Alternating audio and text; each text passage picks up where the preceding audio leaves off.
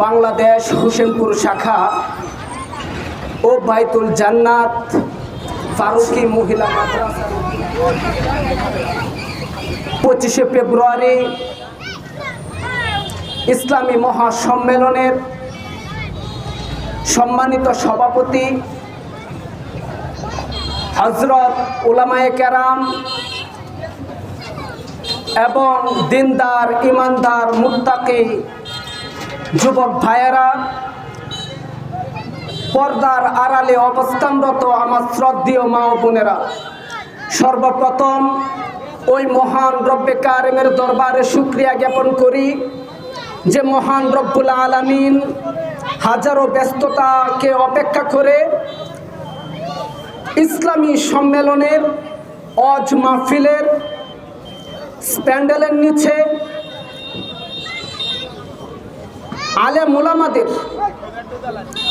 কোরআন ও হাদিস থেকে নসিহত শোনার জন্য যে তৌফিক আমাদেরকে দান করেছেন, মাইকের আওয়াজ যত দূর পর্যন্ত যাচ্ছে, সবাই অন্তরস্থল থেকে ওই মহান রব্বে কারিমের দরবারে শুকরিয়া জ্ঞাপন করি। সকলে বলে আলহামদুলিল্লাহ।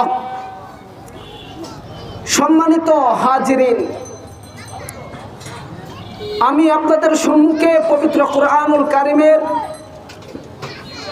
একখানা আয়াত তিলাওয়াত করেছি, যে আয়াতের ভিতরে রব্বুল আলামিন রূহ সম্পর্কে আলোচনা করার জন্য বলেছেন, আমার আপনার নবী আখির ইনামদার দু জাহানের সর্দার তাজদারে মদিনা জনাবে মুহাম্মদুর রাসূলুল্লাহ সাল্লাল্লাহু আলাইহি ওয়াসাল্লামকে সাহাবায়ে কেরাম যখন জানতে চেয়েছিল রূহ সম্পর্কে, ইয়াসআলুনাকা আনির রূহ, আল্লাহ পাক রব্বুল আলামিন বলেন, কুল, ও নবী আপনি বলেন, আপনার সাহাবায়ে কেরাম রূহ সম্পর্কে জানতে চাচ্ছে, আপনি আপনার কওমকে, আপনার সাহাবায়ে কেরামকে রূহ সম্পর্কে কিছু ওয়াজ করুন। কুলির রূহু মিন আমরি রব্বি, আল্লাহ পাক রব্বুল আলামিন বলেন, ও নবী আপনি বলে দেন যে রূহ আল্লাহ পাক রব্বুল আলামিনের একটা নির্দেশ, আল্লাহ পাক রব্বুল আলামিনের একটা আদেশ। ওয়ামা উতিতুম মিনাল ইলমি ইল্লা কলিলা, আপনি বলুন রূহ সম্পর্কে যে জ্ঞান তোমাদেরকে দেওয়া হয়েছে সেটা অতি অল্প, যে জ্ঞান তোমাদেরকে দেওয়া হয়েছে সেটা নাথিং, কিছুই না। সারা বিশ্বের মানচিত্রে যত আস্তিক নাস্তিক রয়েছে তারা ইসলামের ভিতরে স্পট বের করার অনেক চেষ্টা করেছে, কোরআনের ভিতরে ভুল বের করার অনেক চেষ্টা করেছে, প্রচেষ্টা করেছে, কিন্তু দেখা গেছে যত মানুষ কোরআনের ভিতরে ভুল বের করার চেষ্টা করেছে, বেশিরভাগ অমুসলিমরা কোরআনে ভুল খুঁজতে যেয়ে তারা নিজেই কালেমা পড়ে মুসলমান হয়েছে। সুতরাং আল্লাহ পাক রব্বুল আলামিনের নির্দেশকৃত, আদেশকৃত যে রূহ আল্লাহ পাক রব্বুল আলামিন মানুষের ভিতরে দান করেছেন, দুইটা জিনিসের সমন্বয়ে হয় একটা মানুষ। এক হলো দেহ, আর এক হলো রূহ। দেহের ভিতরে যতক্ষণ রূহ থাকে ততক্ষণেই একটা মানুষ থাকে, আর যেই দেহের ভিতর থেকে রূহটা বের হয়ে আসে তখন আর সে মানুষ থাকে না, তখন সে লাশে পরিণত হয়। আপনারা একটা মিসাল দিলে অল্প সময়ে বুঝতে পারবেন। একটা মিসালের মাধ্যমে, এক্সাম্পলের মাধ্যমে অতি অল্প সময়ে বুঝতে সহজ হবে আপনাদের। মনে করেন আমাদের এই এলাকায় একটা লোক খুবই অসুস্থ হয়েছে, আর এই অসুস্থ ব্যক্তিটাকে নিয়ে যাওয়া হলো হোসেনপুরে। হোসেনপুর হাসপাতালে তাকে রাখে নাই, তাকে কিশোরগঞ্জ নিয়ে যাওয়া হলো। কিশোরগঞ্জেও তাকে রাখে নাই, ট্রান্সফার করা হলো ঢাকায়। আর যখন এই রোগী ব্যক্তিটাকে অ্যাম্বুলেন্সে করে ঢাকা নিয়ে যাওয়া হয়, তখন যদি কেউ জিজ্ঞাসা করে যে ভাই সলিমুদ্দি কোথায়, সবাই বলবে ঢাকায় আছে। যে সলিমুদ্দিকে কোথায় নিয়ে যাওয়া হচ্ছে, সবাই বলবে যে সলিমুদ্দিকে ঢাকায় নিয়ে যাওয়া হচ্ছে। কিন্তু ঢাকা গিয়ে এই রুগীটা ইন্তেকাল করেছে, অর্থাৎ তার ভিতর থেকে যখন রূহ নামক আল্লাহ নির্দেশটা চলে গিয়েছে, তখন ঢাকা থেকে যখন তাকে বাড়িতে আবার ফিরিয়ে আনা হয়, তখন কিন্তু কেউ বলে না যে সলিমুদ্দি বাড়িতে আসতেছে। যখন নিয়ে যাওয়া হয়েছিল তখন সবাই বলছিল যে সলিমুদ্দিকে ঢাকা নিয়ে যাওয়া হয়েছে। কেন? তার ভিতরে তখন রূহটা ছিল, আর তার ভিতর থেকে যখন রূহটা চলে গেছে, তখন কেউ বলে না যে সলিমুদ্দি ঢাকা থেকে বাড়িতে আসতেছে, তখন সবাই বলে যে সলিমুদ্দির লাশ ঢাকা থেকে বাড়িতে নিয়ে আসা হচ্ছে। তখন আর সলিমুদ্দি বাড়িতে আসতেছে কথা কেন বলে না, সলিমুদ্দির লাশ বাড়িতে আনা হচ্ছে কথা কেন বলে? তার ভিতর থেকে আল্লাহ তাআলা প্রদত্ত, আল্লাহ তাআলার নির্দেশ, আল্লাহ তাআলার হুকুম যে রূহটা চলে গিয়েছে, রূহটা যাওয়ার কারণে সে আর মানুষ নাই, সে লাশে পরিণত হয়েছে। অর্থাৎ একটা মানুষের ভিতরে যতক্ষণ পর্যন্ত রূহ থাকবে ততক্ষণ পর্যন্ত সে মানুষ। দুইটা জিনিসের সমন্বয়ে মানুষ হয়। একটা হলো তার শরীর, দেহ, আর এই দেহটার ভিতরে যতক্ষণ রূহটা থাকবে, দেহ আর রূহ যখন একসাথে থাকে ততক্ষণ পর্যন্ত এই নামওয়ালা ব্যক্তিটা মানুষ। আর ভিতর থেকে যখন রূহটা চলে যাবে তখনই সে আর মানুষ থাকে না, সে লাশে পরিণত হয়।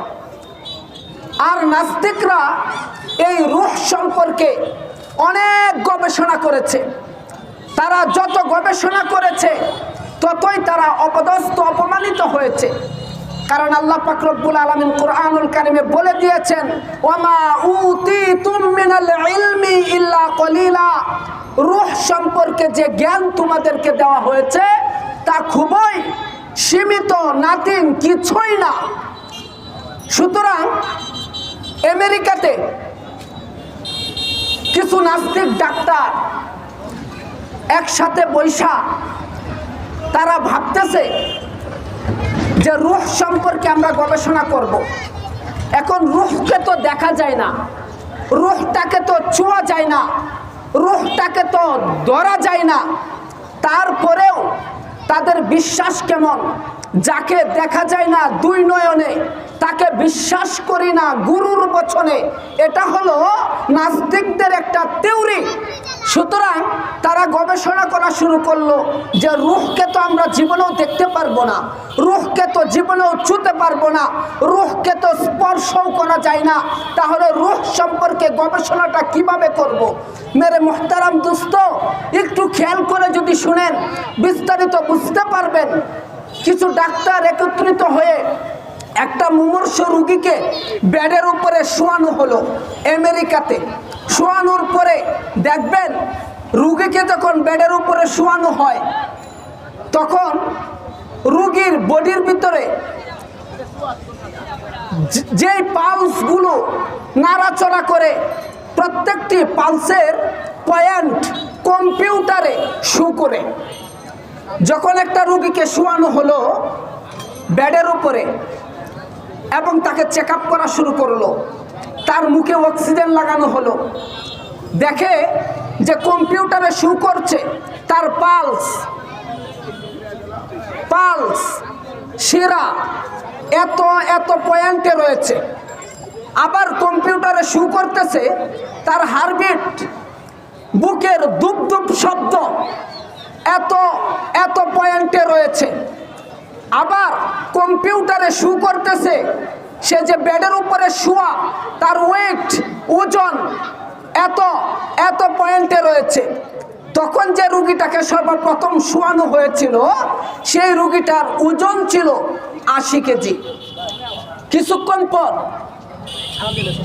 কিছুক্ষণ পর যখন সেই রুগীটা মারা গেল, তার ভিতর থেকে রূহ চলে গেল, তখন তার পালস কম্পিউটারে শো করে না, তার হার্টবিট কম্পিউটারে শো করে না, কিন্তু সে যেহেতু বেডের উপরে শো আছে তার একটা ওজন আছে না নাই, তার একটা ওজন কম্পিউটারে শো করতেছে।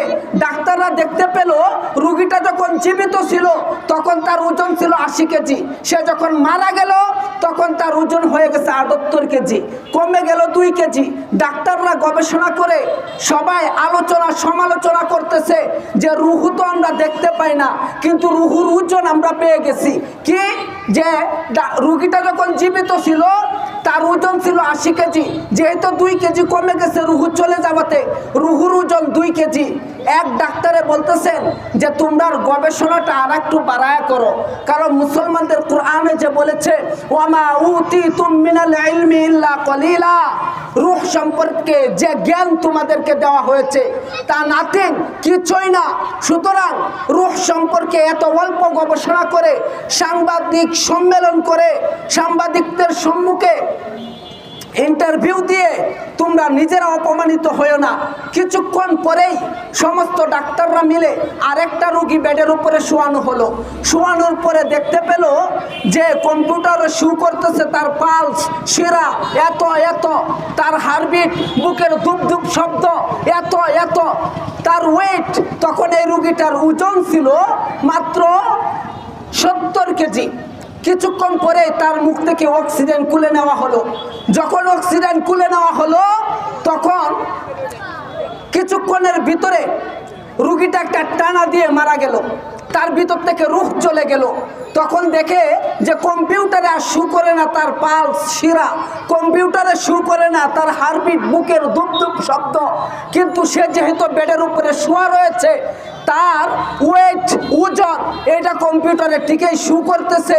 কম্পিউটারে দেখাচ্ছে যে রুগীটার ভিতরে যখন রূহ ছিল তখন রুগীর ওজন ছিল 70 কেজি, আর তার ভিতর থেকে যখন রূহ চলে গেছে তখন তার ওজন কম্পিউটারে শো করতেছে যে 77 কেজি। আগের রুগীর ওজন রূহ যাওয়ার পরে 2 কেজি কমছে, আর পরের রুগীর ওজন রূহ ভিতর থেকে যাওয়ার পরে রুগীটা মারা যাওয়ার পরে 7 কেজি বেড়ে গেছে। আল্লাহু আকবার।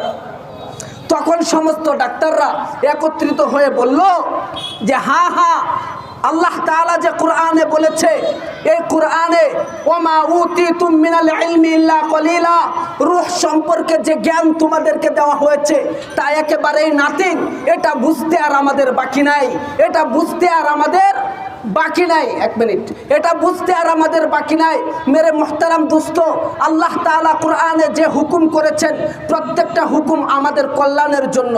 অনেক নাস্তিকরা বলে যে রোজার মাধ্যমে মানুষের উপরে বেইনসাফি করা হয়। না না, রোজার মাধ্যমে মানুষের উপরে বেইনসাফি করা হয় না। জাপানে একবার 100 ইঁদুর একটা পিঞ্জার ভিতরে বলা হলো। নাস্তিকরা 100 ইঁদুর পিঞ্জার ভিতরে ভরে প্রত্যেকটি ইঁদুরের ভিতরে ক্যান্সারের ইনজেকশন দিয়েছে। দেওয়ার পরে প্রত্যেকটা ইঁদুরকে 1 মাস সুবেহে সাদেক থেকে শুরু করে সূর্যাস্তের আগ পর্যন্ত আহার মুক্ত রেখেছে, কোনো খাবার দেয় নাই। এভাবে 1 মাস রাখার পরে দেখতে পেল যে ক্যান্সারের ইনজেকশনটা ইঁদুরের ভিতরে প্রয়োগ করা হয়েছে। 1 মাস দিনের বেলা তাদেরকে আহার মুক্ত রাখার কারণে 1 মাস পরে চেক আপ করে দেখে একটা ইঁদুরের ভিতরেও ক্যান্সারের কোনো বালা মুসিবত নেই। সুতরাং প্রত্যেকটা মানুষের ভিতরে ক্যান্সার রয়েছে, আর এই ক্যান্সারটা 11 মাসে জিন্দা হয়। রমজান মাস 1 মাস যখন আল্লাহ তাআলাকে খুশি করার জন্য মুসলমানরা সিয়াম পালন করে সুবেহে সাদেক থেকে নিয়ে সূর্যাস্ত পর্যন্ত আহার মুক্ত থাকে। এই 1 মাস রোজা রাখার কারণে প্রত্যেকটি মানুষের ভিতরে 11 মাসে পরিপূর্ণ জিন্দা হওয়া ক্যান্সার আল্লাহ তাআলা 1 মাসে দূর করে দেয়। সুবহানাল্লাহ। এই জন্য আল্লাহ তাআলার প্রত্যেকটা হুকুম, নাস্তিকদের কথায় আমরা ডিনাই করব না। আল্লাহ তাআলার প্রত্যেকটা হুকুম মুসলমানদের জন্য কল্যাণময়, মুসলমানদের জন্য দুনিয়া ও আখিরাতের জন্য কল্যাণময়। আল্লাহ পাক রব্বুল আলামিন আল্লাহ তাআলার হুকুমের পথে আমাদেরকে অটল এবং অবিচল থাকার তৌফিক দান করুক। সকলে বলি আমিন। ওয়া আখিরি দাওয়ানা আনিল হামদুলিল্লাহি রাব্বিল আলামিন।